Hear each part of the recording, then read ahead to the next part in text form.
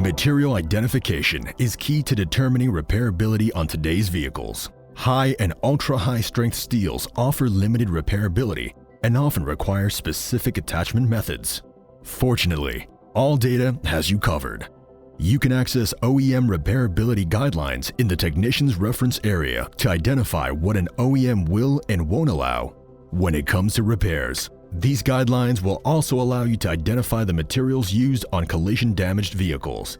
To access the repairability guidelines, select Body and Frame, and then Construction Materials. Once on the Construction Materials page, you will be provided with illustrations and other relevant information on the various materials. Having this information, along with the attachment method requirements, are essential to proper repair planning and execution.